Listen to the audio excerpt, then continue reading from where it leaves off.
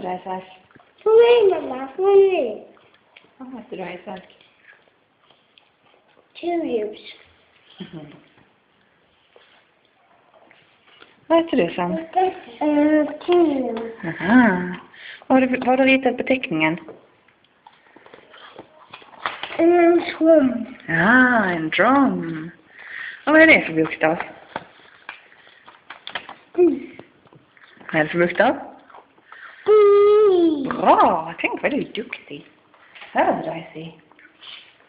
Han kan redan alfabetet.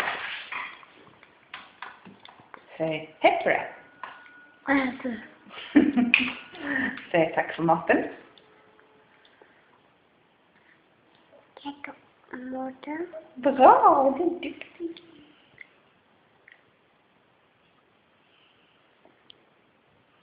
Säg puska.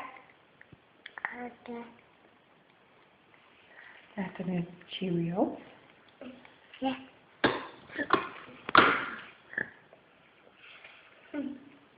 Elefanten. Elefanten? Vadå? Där kommer elefanten. Var kommer monstret?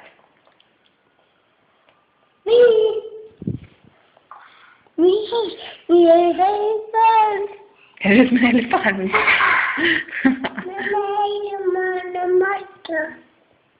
Har du ätit färdigt?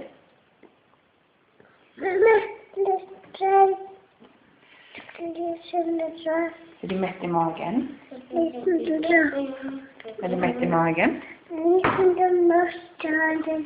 Det är inget måste, jag bara skojar. Jag bara skojar. Det var inget måste. Måste gå till lagt sig.